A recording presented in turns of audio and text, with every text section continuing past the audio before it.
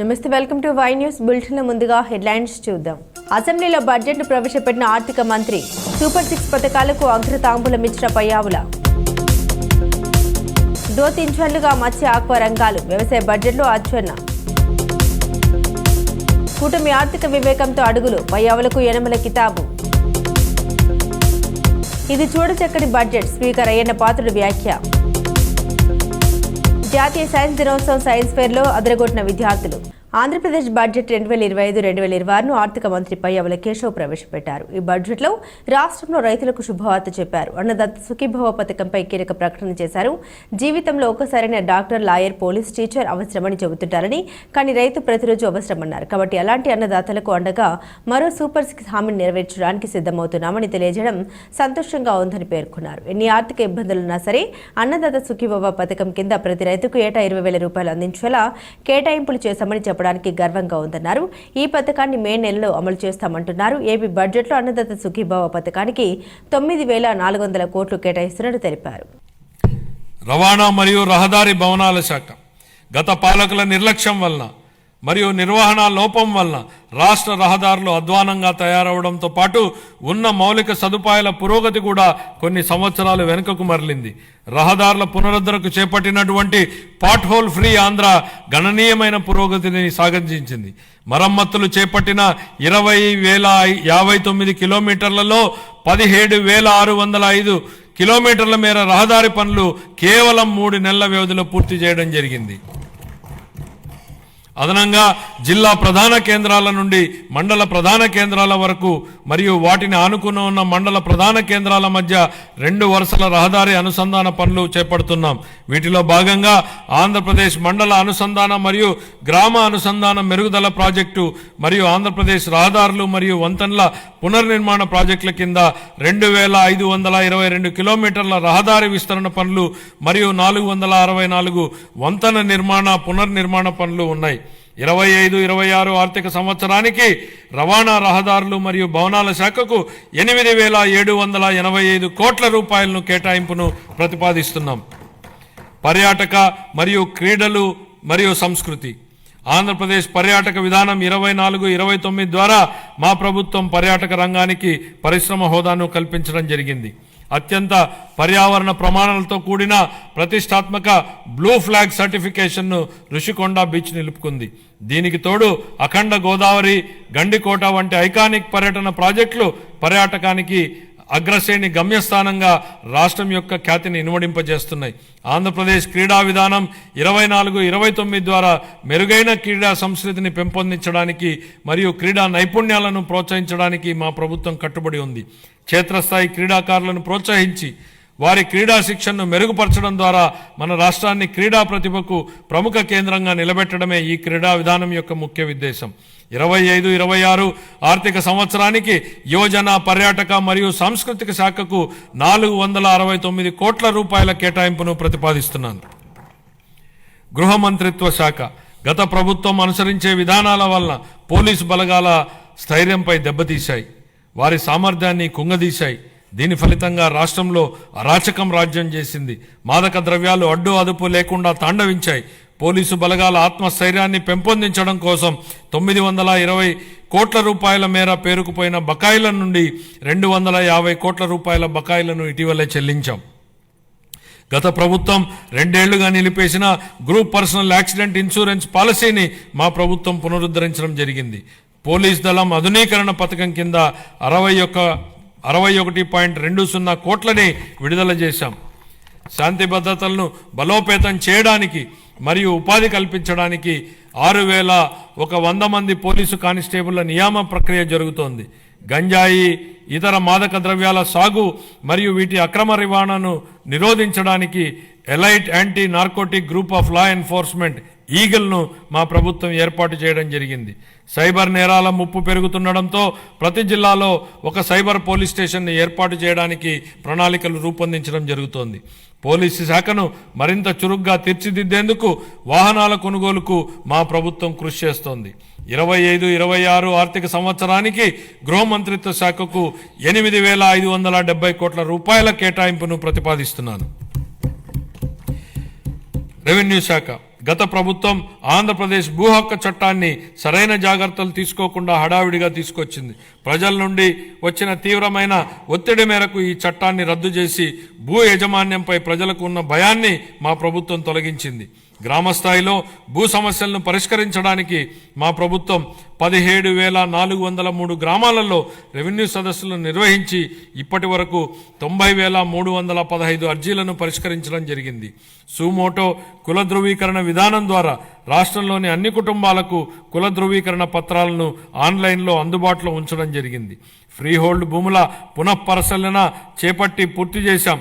Resurvey పూర్తయిన 6,688 గ్రామాలలో గ్రామ సభలను జరిపి ఫిర్యాదుల పరిష్కారానికి తాజా ప్రాదేశిక డేటాను నిర్వహించడం జరుగుతోంది. కార్మిక శాఖ దారిద్ర్య రేఖకు దిగువన ఉన్న కుటుంబాల భద్రత కోసం కుటుంబ యజమానికి చంద్రన్న బీమా పథకం అమలుకు సంబంధించిన విధి విధానాలను నిర్ణయించేందుకు వర్కింగ్ కమిటీ ఏర్పాటు చేశాం. గుంటూరు, శ్రీ సిటీ, కర్నూలు, పెనుగొండ, అచ్యుతాపురం, శ్రీకాకుళం మరియు నెల్లూరు జిల్లాలలో ఈఎస్ఐ ఆసుపత్రుల నిర్మాణానికి భూములను గుర్తించడం జరిగింది. తిరుపతిలో ఈఎస్ఐ ఆసుపత్రిని 50 నుండి 100 పడకలకు పెంచడానికి ఆమోదించడం జరిగింది. ఇతర విధానాలు గౌరవ ముఖ్యమంత్రి గారి మార్గదర్శకంలో ఈ కింద ముఖ్య విధానాలను మా ప్రభుత్వం తీసుకొస్తోంది. Viability gap funding. ఆర్థిక శాఖకు సంబంధించి కొన్ని కీలక అంశాలు ప్రస్తావించాలి అధ్యక్ష. బడ్జెట్ అనగానే రూపాయి రాక పోక, కేటాయింపులు, అప్పులు, ఆదాయం, ఖర్చులు, లోటు మిగులు, రెవెన్యూ వ్యయం, మూలధన వ్యయం ఇవి సామాన్యుడికి అర్థం కాని పడికట్టు పదాలు. ప్రజల కోసం పెట్టే బడ్జెట్ను ప్రజలకు అర్థమయ్యే భాషలో చెప్పాల్సిన బాధ్యత మనపై ఉంది అధ్యక్ష. గతంలో ఎన్నడూ లేని విధంగా మూలధన వ్యయం గురించి ఎక్కువ చర్చ జరుగుతోంది అధ్యక్ష. మూలధనం వ్యయం అంటే ఏమిటనేది సామాన్యుడి భాషలో చెప్పాలంటే ఒక రైతు భూమిని కొనడం మూలధన వ్యయం, ఆ భూమిని సాగు చేసుకోవడానికి అవసరమైన బావి తవ్వడం, బోర వేయడం మూలధన వ్యయం. ఇలా ఆ రైతు పెట్టిన ఆ మూలధన వ్యయం వలన అతని పొలంలో పంటలు పండుతాయి, ఆదాయం వస్తుంది. అలాగే ప్రభుత్వానికి మూలధన వ్యయం ఉంటుంది. సాగునీటి ప్రాజెక్టులు, మౌలిక సదుపాయాల వంటి వాటిపై ఖర్చు చేస్తే అవి తిరిగి ఆదాయాన్ని కల్పిస్తాయి. ఇదే నిజమైన మూలధన వ్యయం లక్ష్యం. ఆంధ్రప్రదేశ్ అసెంబ్లీలో వ్యవసాయ శాఖ మంత్రి అచ్చెన్నాయుడు వ్యవసాయ బడ్జెట్ను ప్రవేశపెట్టారు. రైతులు, మత్స్యకారులపై వరాల జల్లు కురిపించారు. ఎన్నికల సమయంలో ఇచ్చిన హామీ ప్రకారం పథకాలను ఒక్కొక్కటిగా అమలు చేస్తున్నామన్నారు. మత్స్యకారులకు ఇచ్చిన హామీ ప్రకారం 20,000 భరోసాను అందిస్తామన్నారు. స్వర్ణాంధ్ర 2047లో నిర్దేశించిన లక్ష్యాన్ని సాధించడానికి మత్స్య ఆక్వా రంగాన్ని ఒక గ్రోత్ ఇంజన్గా గుర్తించామన్నారు. పులికాట్ సరస్సులోని 20,000 మత్స్యకారుల కుటుంబాల ప్రయోజనం కోసం తిరుపతి జిల్లా వాకాడు మండలం రాయధరువు గ్రామం దగ్గర సముద్ర ముఖద్వారం తెరవడం కోసం 97.09 కోట్లతో పనులను చేపట్టనున్నామన్నారు. స్వర్ణాంధ్ర 2047లో నిర్దేశించినటువంటి లక్ష్యాలను సాధించడానికి మత్స్య ఆక్వా రంగాన్ని ఒక గ్రోత్ ఇంజిన్గా గుర్తించబడింది. చేపలు, రొయ్యల ఉత్పత్తి దేశంలో ఆంధ్రప్రదేశ్ 28% వాటాతో అగ్రగామిగా ఉంది. ఈ రంగం రాష్ట్ర జీవీఏకి 7.6%, వ్యవసాయ జీవీఏకి 22.23% అందిస్తుంది. దేశ సముద్ర మత్స్య ఉత్పత్తుల ఎగుమతి విలువలో 19,420 కోట్లతో రాష్ట్రానిదే అగ్రస్థానం. మత్స్యకారులు జీవనోపాధి పెంచడానికి జీఓఎంఎస్ నెంబర్ 2017ను రద్దు చేసింది. చేపల ఉత్పత్తిని పెంచడానికి, మత్స్యకారుల ఆదాయాన్ని పెంపొందించడానికి 552 లక్షలు చేప పిల్లలను ప్రభుత్వం నీటి వనరుల్లో విడుదల చేశాము. మత్స్యకారుల నిఘా, భద్రత, 2-వే కమ్యూనికేషన్ ఏర్పాటు చేయడానికి 1245 కమ్యూనికేషన్స్ ట్రాకింగ్ పరికరాలు, ట్రాన్స్పౌండర్లను పడవల్లో అమర్చబడ్డాయి. పులికాటు సరస్సులోని 20,000 మత్స్యకారు కుటుంబాలకు ప్రయోజనం కోసం తిరుపతి జిల్లా వాకాడు మండలం రాయదరువు గ్రామం వద్ద సముద్ర ముఖద్వారం తెరుచుకోవడం కోసం 97.09 కోట్లతో పనులు చేపడుతున్నాం. అర్హులైన సముద్ర మత్స్యకారులందరికీ ప్రతి కుటుంబానికి 10,000 నుండి 20,000 వరకు సముద్ర చేపల వేట నిషేధ కాల భృతిని పెంచడానికి ప్రభుత్వం కట్టుబడి ఉంది. ఇందుకు గాను 1,22,968 మంది మత్స్యకారు కుటుంబానికి 20,000 చొప్పున 245.936 కోట్లను ఈ ఏడాది వేట నిషేధ కాలానికి ముందే విడుదల చేస్తున్నాము. PMMSY కింద 16 తీర ప్రాంత మత్స్యకారుల గ్రామాలకు వాతావరణ మార్పును తట్టుకొని సుస్థిర అభివృద్ధి గ్రామాలను తీర్చిదిద్దడానికి 30 కోట్లతో ప్రతిపాదనలు చేయడమైంది. డీజిల్ ఆయిల్పై సబ్సిడీ 2024-25లో 50 కోట్లు ఖర్చు చేయటం ద్వారా 23,058 యాంత్రిక మరబోట్లకు ప్రయోజనం చేకూర్చబడింది. అంతేకాక గత ప్రభుత్వం పెట్టినటువంటి 9.90 కోట్ల బకాయిలను ఈ ప్రభుత్వం చెల్లించింది. ఈ పథకమునకు 2025-26వ సంవత్సరంలో 50 కోట్లు ప్రతిపాదించడమైనది. గత ప్రభుత్వ హయాంలో 63 మంది మత్స్యకారులు చేపల వేటలో ప్రమాదవశాత్తు మరణించగా వారి కుటుంబాలకు బకాయా పడినటువంటి 3.15 కోట్లు ఎక్స్గ్రేషియా ఈ ప్రభుత్వం చెల్లించడమైంది. 2025-26వ సంవత్సరానికి గాను 8 కోట్లు ప్రతిపాదిస్తున్నాము. ప్రభుత్వం చేసినటువంటి వాగ్దానం ప్రకారం ఆక్వాకల్చర్ రైతులకు వారి ఉత్పత్తి వ్యయాన్ని తగ్గించడానికి ₹50 యూనిట్ చొప్పున విద్యుత్ సరఫరా చేయబడుతుంది. ఆక్వా నాన్ ఆక్వా జోనుల్లో అర్హత కలిగినటువంటి 68,134 ఆక్వా సర్వీస్ కనెక్షన్లకు ఈ సదుపాయం వర్తించుటకు చర్యలు చేపడుతున్నాము. 2026 సంవత్సరం నుండి అమెరికా మరియు ఐరోపా దేశాలకు నిరంతరాయంగా ఆక్వా ఎగుమతులను కొనసాగించుటకు ట్రేసబిలిటీ మరియు సర్టిఫికేషన్ తప్పనిసరి అయినందున రాష్ట్రంలో ఆక్వా సాగు చేయు రైతులందరికీ రిజిస్ట్రేషన్ చేయించుకోవడానికి ప్రభుత్వ పరంగా అవసరమైనటువంటి చర్యలన్నీ చేపడుతున్నాం.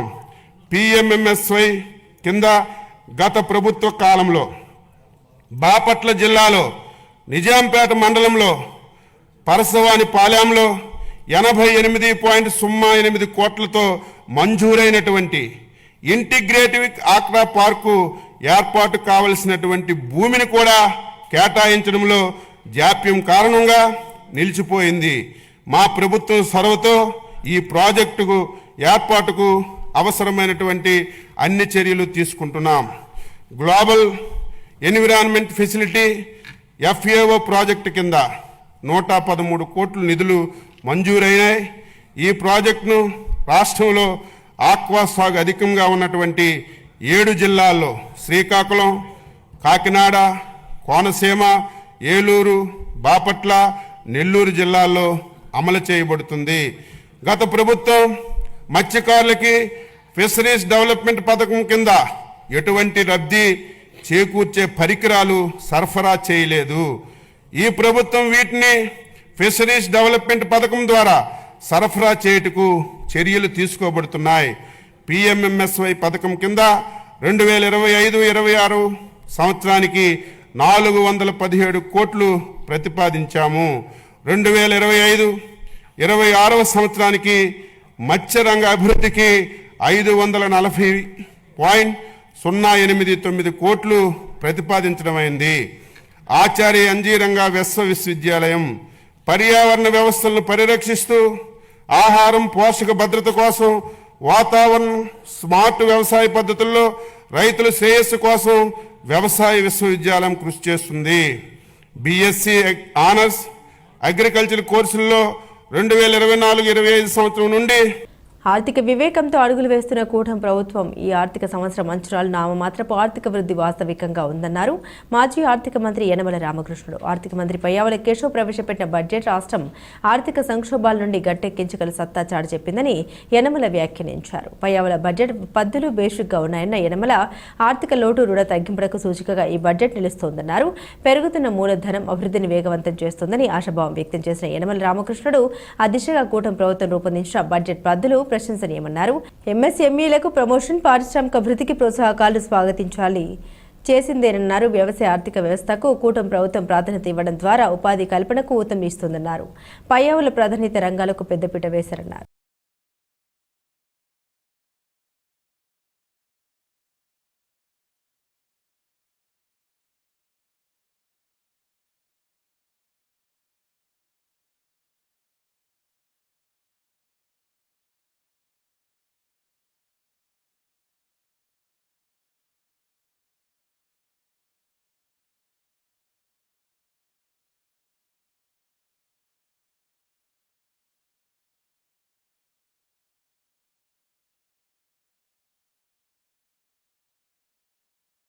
కేశవ్ బడ్జెట్ ప్రతిపాదన ప్రసంగం పూర్తి అవగానే సభ్యులను ఉద్దేశించి ప్రసంగించిన అయ్యన్న పాత్రుడు ఎన్నో బడ్జెట్లను చూసాం. కష్టకాలంలో చంద్రబాబు నాయుడు నేతృత్వంలోని కూటమి ప్రభుత్వం చాలా అద్భుతమైన బడ్జెట్ను ప్రవేశపెట్టి నవ్యాంధ్రప్రదేశ్ పురాభివృద్ధికి ఆశలు రేఖలు తొలగిందన్నారు.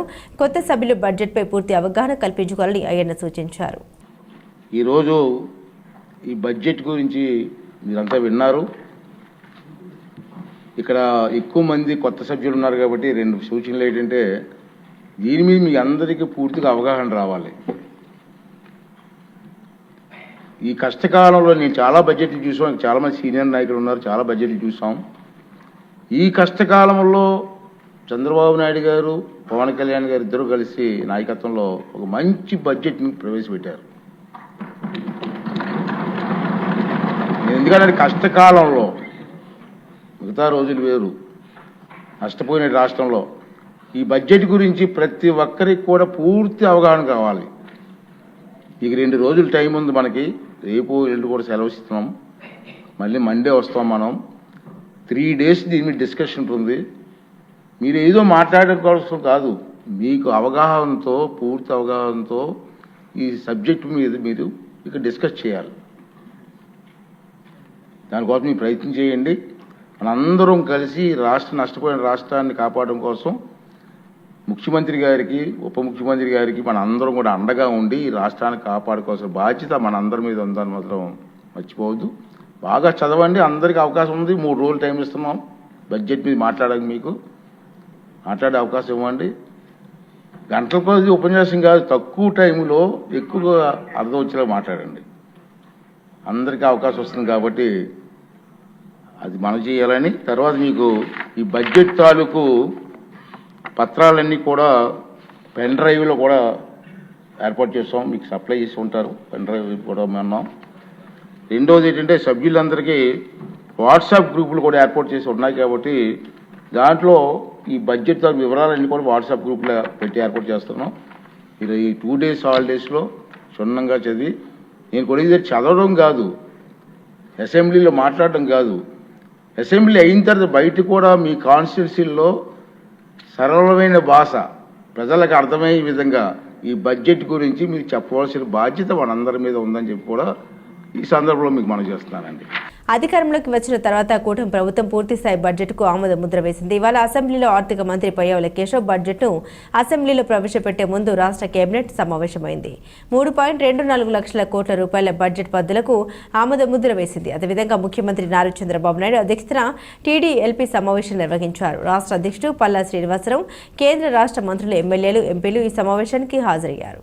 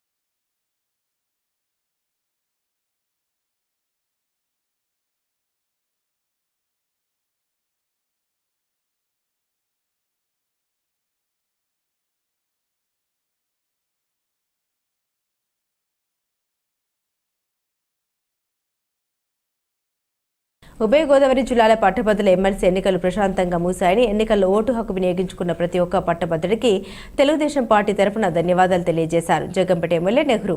ఉభయ గోదావరి జిల్లాల పట్టభద్రుల ఎమ్మెల్సీ ఎన్నికలు ప్రశాంతంగా ముగిశాయని, ఎన్నికల్లో ఓటు హక్కు వినియోగించుకున్న ప్రతి ఒక్క పట్టభద్రుడికి తెలుగుదేశం పార్టీ తరఫున ధన్యవాదాలు తెలియజేశారు జగ్గంపేట ఎమ్మెల్యే నెహ్రూ అన్నారు.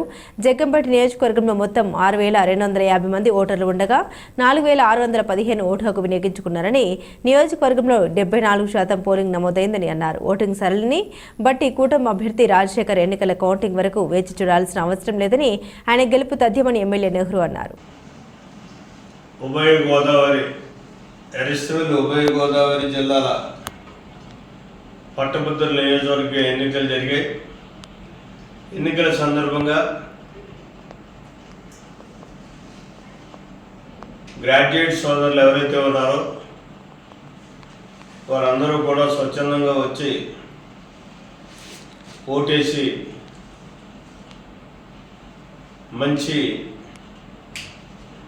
ఒక మంచి నిర్ణయం తీసుకున్నారని చెప్పేసి నేను భావిస్తున్నాను. ఓటేసినటువంటి ప్రతి ఒక్క ఓటర్ మహాశయుడికి కూడా పూర్తిగా తెలుగుదేశం పార్టీ తరఫున నా హృదయపూర్వకమైనటువంటి ధన్యవాదాలు తెలియజేసుకుంటున్నాను. ప్రత్యేకంగా మా జగ్గంపేట నియోజకవర్గంలో 9 బూతులు ఉన్నాయి. 9 బూతుల్లోని కూడా 6,250 మంది ఓటర్లు ఉన్నారు. వారిలో 4,615 మంది ఓటేసినటువంటి ఓటర్ మహాశీలకు నా ప్రత్యేక ధన్యవాదాలు, కృతజ్ఞతలు. అయితే తూర్పుగోదావరి కాకినాడ జిల్లాలో ప్రప్రథమంగా 174.1% ఓట్లు జగ్గంపేట నియోజకవర్గ ఓటర్ మహాశీలు వేశారు. వారికి ప్రత్యేకంగా నా అభినందనలు తెలియజేసుకుంటున్నాను. ఇక రాజశేఖర్ గారు కౌంటింగ్ వరకు కూడా వేసి చూడాల్సినటువంటి అవసరం లేదు. ఇక్కడ జరిగినటువంటి పోలింగ్ సరళి చూస్తే ఫస్ట్ కౌంట్లోనే మంచి మెజారిటీతో కాకినాడ జిల్లాలో జాతీయ సైన్స్ దినోత్సవం విద్యా సంస్థలు అట్టహాసంగా జరిగింది. పలు విద్యా సంస్థలు సైన్స్ దినోత్సవాన్ని పురస్కరించుకుని విద్యార్థులు రూపొందించిన సైన్స్ నమూనాలు వారి మేధ సంపత్తికి దర్పణం పట్టాయి. ఇందులో భాగంగా అన్నవరంలో సెయింట్ మేరీస్ ఇంగ్లీష్ మీడియం స్కూల్లో సైన్స్ దినోత్సవం సందర్భంగా నిర్వహించిన సైన్స్ ఎగ్జిబిషన్ విద్యార్థుల సృజనాత్మకతకు దర్పణం పెట్టాయి. కరెస్పాండెంట్ సూర్య అధ్యక్షతన జరిగిన ఈ కార్యక్రమానికి ముఖ్య అతిథిగా విచ్చేసిన ఎస్ఐ శ్రీహరిబాబు విద్యార్థులను అభినందించి బహుమతులు ప్రదానం చేశారు.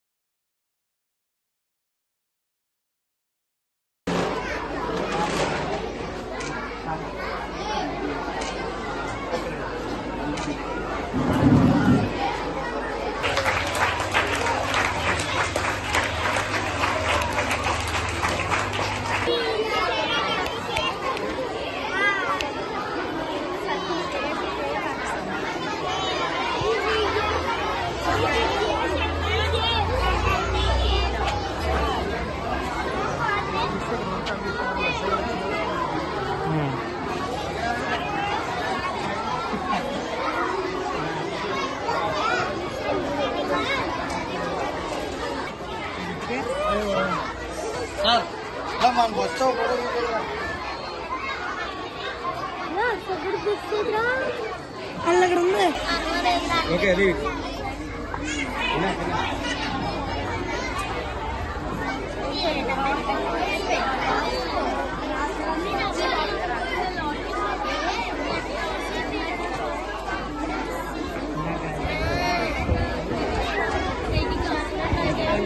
तो पैसे करना तो वो स्कूल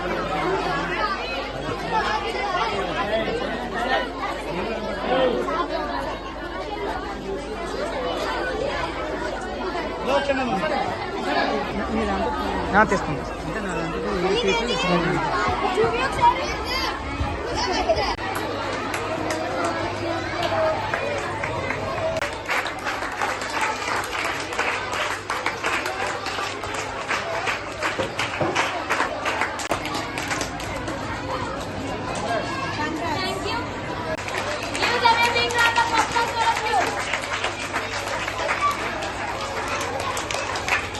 అంబేద్కర్ కోనసీమ జిల్లాలో నోబెల్ గ్రహీత సర్ సివి రామన్ జయంతి వేడుకలు ఘనంగా జరిగాయి. జాతీయ సైన్స్ దినోత్సవంగా సివి రామన్ జయంతి వేడుకలను జరుపుకున్నారు.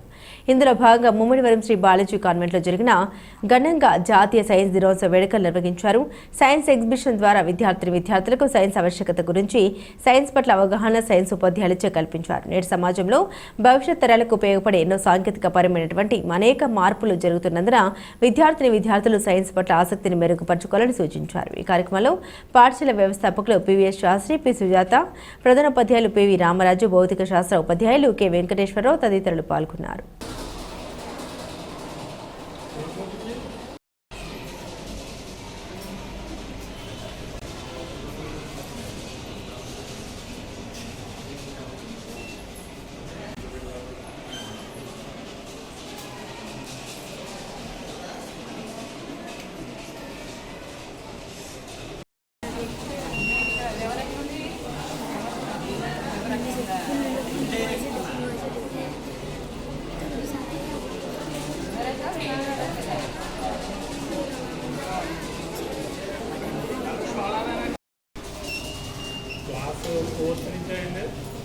ఫోర్త్ నుంచి స్టార్టింగ్